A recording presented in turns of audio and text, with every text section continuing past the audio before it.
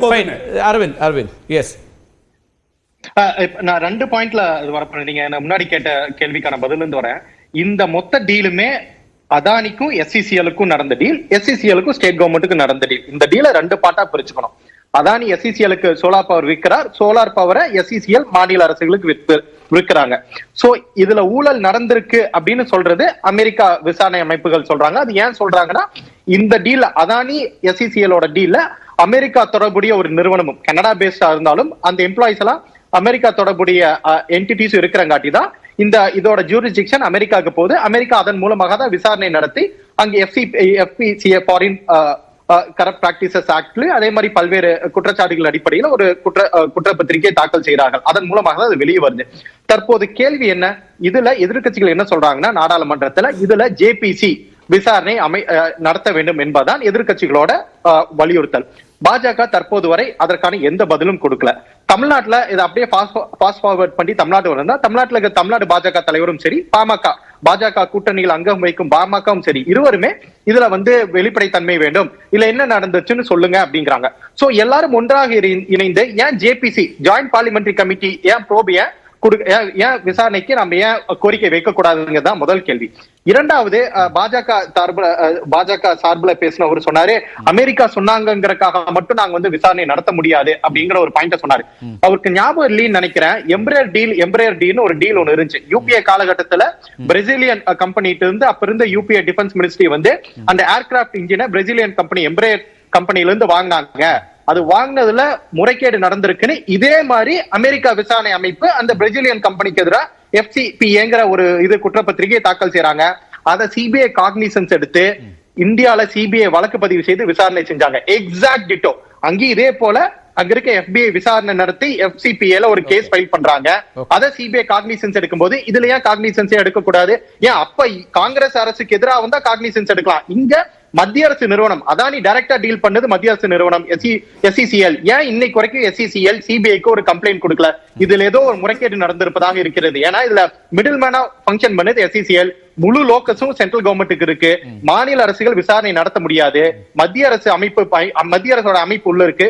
So சிபிஐக்கு தான் அந்த ஜூரிஸ்டிக்ஷன் இருக்கு. சிபிஐ இதுல ஏன் விசாரணை நடத்தக்கூடாதுங்க? அதுல ஸ்ரீராம் என்ன பாக்குறாருன்னா, ஒரு இந்திய தொழிலதிபர் அவர் 1994ல இருந்து கோட் பண்றாரு, ராஜீவ் காந்தி எப்படி அவருக்கு அல்லது PV நரசிம்மராவ் அவருடைய காலத்துல இருந்து என்னெல்லாம் அவங்களுக்கு கொடுத்துருக்காங்கன்றது சொல்லிட்டு இன்னைக்கு அவருடைய நிறுவனம் சர்வதேச அளவில் இருக்கு. இவர் அமெரிக்காவோட சதி அல்லது சர்வதேச நாடுகள் இப்படி இருக்கு, அதெல்லாம் நாம ஏன் ஒரு ரியல் இண்டஸ்ட்ரியலிஸ்ட கொஸ்டின் பண்ணணும்ன்ற இடத்துக்கு அவர் வராரு. அது அப்படிதான் மத்திய அரசாங்கம் பார்க்குதா? அப்படி பார்க்க வேண்டியிருக்கா? நம்ம வேறு ஏதோ ஒரு நிறுவனம், அவங்களுக்கு பல்வேறு நோக்கங்கள் இருக்கலாம், அவங்க சொல்றதை ஏன் கேட்கணும் அப்படிங்கிற இடத்துக்கு தான் திரு ஸ்ரீராம் அதில் சொல்றாரு.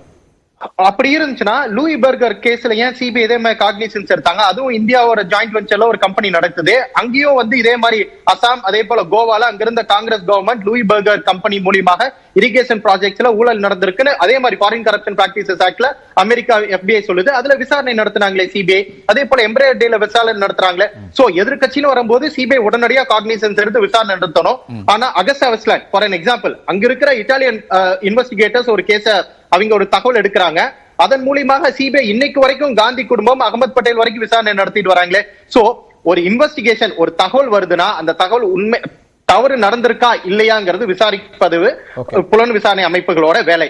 ஏன் இன்னைக்கு வரைக்கும் சிபிஐ காக்னிசன்ஸ் எடுக்கல? இது அதானிங்கிற ஒரு தனி மனிதனுக்கு எதிராக நடந்தது கிடையாது, தனி மனித தாக்குதல் கிடையாது. ஒரு தவறு நடந்திருக்கிறது என்பதுதான் குற்றச்சாட்டு. அதுல தற்போது தமிழக பாஜகவும் பாமகவும் திமுக அரசிடம் விளக்கம் கேட்கிறார்கள்.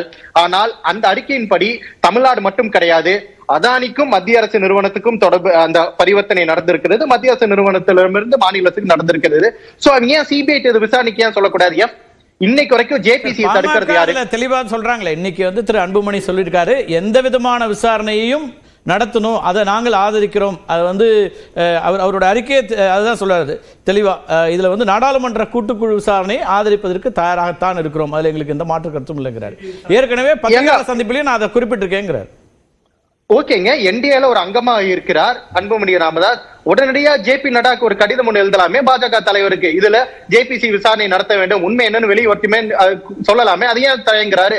பார்லிமெண்ட்டுக்கு இப்ப கேட்டா இந்த செஷன்ல தமிழ்நாட்டுல வெள்ளம்னாங்க. போன செஷன்ல அட்டெண்டன்ஸ் எவ்வளவு நம்ம போக விரும்பல.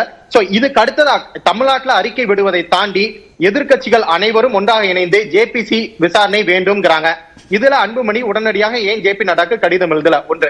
இரண்டாவது, ஸ்ரீராம் சொன்ன மாதிரி 1994 இருந்தே அதானி நிறுவனத்திற்கு காங்கிரஸ் அரசாங்கம் பல்வேறு சலுகைகளை கொடுத்திருக்கிறதுன்னு.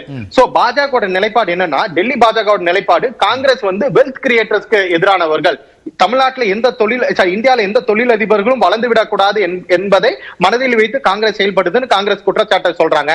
ஆனா அதே ஸ்ரீராம் இப்ப என்னங்கிறாரு, அதானி வளர்த்தி விட்டதே காங்கிரஸ் தாங்கிறாரு. நம்ம ஒரு டபுள் ஸ்டாண்டர்ட்ல எடுக்க முடியாதுங்க. 2016-17 வரைக்கும் அதானி நிறுவனத்தோட No, no. Excuse me. No, no. I love to answer this question.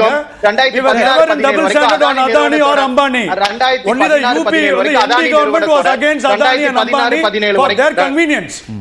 நாங்க அதானி அம்பானி எதுக்கு क्वेश्चन பண்ணல? அதானி நிறுவனத்தோட வேல்யூ என்ன, 2017க்கு அப்புறம் அதானியோட வேல்யூ என்ன?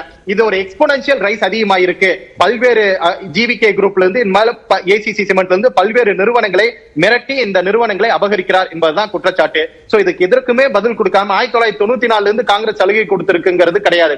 2016 இருந்து அதானியோட ரைஸ் நியாயமானதாக நடைபெற்றிருக்கிறதா, முறைகேடாக நடைபெற்றிருக்கிறதா கேள்வி. அதுல ஜேபி 1994ல நியாயமா அதே அதானி நீங்க கொண்டீங்க சொல்ல முடியாது. விசாரணை அறிக்கையில சொல்றாரு.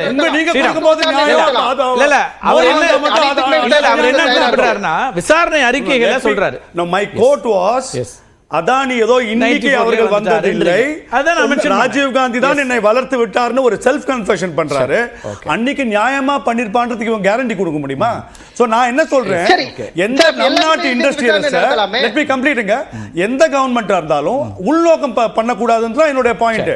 அதானி வெரி வெல் வந்துட்டோம், தமிழ்நாடு சிஎம் பார்க்கட்டும், ஒரு பெரிய ஸ்கீம் எடுத்துன்னு வரட்டும், நான் தமிழ்நாட்டுக்கு இன்வெஸ்ட்மெண்ட் கொடுக்கட்டும், அதுதான் என்னுடைய பாயிண்ட். ஆனா அந்த அதானியை உங்களுக்கு வேணுங்கிற முதலமைச்சரை அதானி பாக்கட்டும்னு ஸ்ரீராம் சொல்றது வேற, பாத்துட்டாருன்னு பாஜக உடைய தலைவர்கள் சொல்றது வேற. ஃபேக்சுவலா இருக்கணும், அதுதான் சொல்றேன். அதுவும் சொன்னேன், இன்னைக்கு பிசிக்கல் மீட்டிங் தேவையில்லை, எங்கிருந்து உட்கார்ந்து அப்படின்னா மத்திய அரசாங்கம் இப்ப பாமக கூட கட்சி இல்லன்னு பாஜக மத்தியில அரசாங்கத்தில் இருக்கு, உங்களால கண்டறிய முடியாதா அப்படி ஒரு சந்திப்பு நடக்குது? உங்கள்கிட்ட இல்லாத ஏஜென்சிஸா அதெல்லாம் ஆதாரப்பூர்வமா எக்ஸ்போஸ் பண்ணி விட்டுலாமே. என்னங்க, மத்தியில இருக்கக்கூடிய அதிகாரத்தின் மூலமாக ஆதாரப்பூர்வமா எக்ஸ்போஸ் பண்ண முடியும் தானே? ஏன் நீங்க பார்த்ததா நீங்க ஒத்துக்கூடாது? ஏன் அது வேற நடக்கலங்கறாரு. சட்டமன்றத்துல ஒரு மீட்டிங் நடக்கலங்க, சட்டமன்றத்துல நடக்க வேண்டாங்க. அவர் என்ன வீடியோ கான்ஃபரன்ஸ் சொல்றாங்க. Okay, I don't know. Gunasekaran, S Sriram ஒரே ஒரு கேள்வி மட்டும் கேட்கலாம்னு இருக்கேன். 2014-15ல அதானி என்டர்பிரைசஸ்ங்கற நிறுவனத்தோட ஷேர் வேல்யூ எவ்வளவு? ஒரு ஷேர் எவ்வளவுக்கு விற்பனை ஆச்சு 2014-15? இன்னைக்கு ஒரு ஷேரோட வேல்யூ எவ்வளவு விற்பனை ஆகுது? பப்ளிக் இருக்கிற டேட்டா அவரே மொபைல பார்த்து சொல்லுங்க. வெறும் 100 ரூபாய்க்கு விற்பனை. இல்ல அது என்னன்னா தெரிஞ்சிருமாங்க, ஷேர்ல எனக்கு தெரியாது, அவர் ஏதோ சொல்றாரு, விவரமா தெரிஞ்சுக்கிறேன். காங்கிரஸ் இந்த போது நாடு வளர, அது என்னதான் வச்சிருந்தாங்க, எவ்வளவு வளர்ந்துச்சு, ஷேர் வேல்யூ மேல போயிடுச்சு. நல்ல பதில் அரவிந்த். முதலாளி வளர்ந்தா நாடு வளர்ந்தாங்க. அதான் சிம்பிள் ஆன்சர். முதலாளி தான் வளர்ந்தாரு. அதுக்கான பதில சொல்ல. 2014-15ல அதானியோட ஷேர் வேல்யூ வந்து 100 ரூபாய்க்குள்ள இருந்துச்சு. இன்னைக்கு அது 2500 ரூபாய்க்கு வந்திருக்கு. 100 ரூபாயில இருந்து 2500 ரூபாய் வந்திருக்கு. இந்தியா நாட்டு மதிப்போட, இந்தியா நாட்டோட பொருளாதாரமும் 2014-15 100 ரூபாயில இருந்து தப்போ 2500 ரூபாய்க்கு வந்திருக்கா?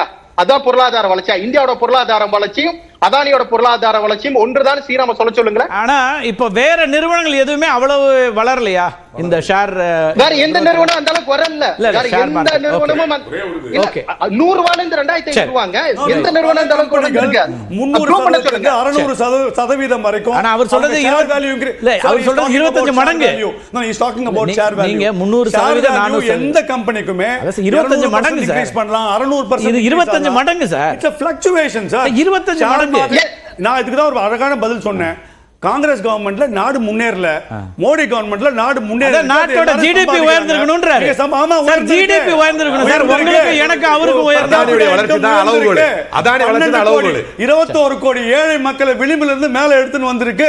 எத்தனையோ 550 பில்லியன் டாலர் நாட்டுக்கு ஏழை மக்களுக்கான 50 ஆண்டு காலம் வந்தது வெறும் 250 பில்லியன் டாலர். ஏழை மக்கள்னா நம்ம எத்தனையோ விஷயம் நான் சொல்லிட்டே போலாம். சார் ஏழை மக்கள்னா அவங்களுடைய ஒரு நாள் வருமானம் எவ்வளவு நீங்க ஃபிக்ஸ் பண்றீங்க? என்னங்க ஏழை மக்கள் அப்படிங்கிறதுக்கான ஒரு நாள் வருமானத்தை எவ்வளவு ஃபிக்ஸ் அதாவது பண்றீங்க? ஒரு வேளை 3 வேளையும் சாப்பிடக்கூடிய நிலைமைக்கு வந்தது 21 கோடி.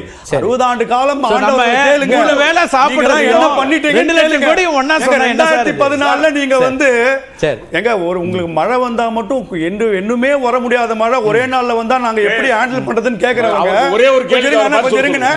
இல்லங்க, இவ்வளவு நேரம் பேசுறீங்க, நீங்க இருங்க. வர எல்லாத்தையும் சூரிய பிரகாஷ் போணும். பார்த்து நீங்க ஒண்ணு கேட்க மாட்டீங்க. வர 2014 அப்புறம் வந்த மோடி மட்டும் நீங்க பார்த்து கேட்பீங்க. சார் இது வரைக்கும் இப்ப இவர் சொல்றாருல அதானி வந்து எங்கேயாவது இது அது வரைக்கும் 2014 வரைக்கும் யாராவது ஒரு தொழிலதிபருக்காக ஒரு பிரதமர் எங்கேயாவது புரோக்கர் வேலை பார்த்தாரா? இல்ல அப்படி எப்படி குற்றச்சாட்டு வைக்கிறீங்க? என்ன நான் சொல்றேன் இல்ல இல்ல சார், அதே மன்மோகன் சிங் புரோக்கர் வேலை பார்த்தாரு. 2 ஜூன் 2022 இவர் சொல்றதுக்கு இருங்க நீங்க பேசும்போது நான் அமைதியா இருந்தேனா இல்லையா?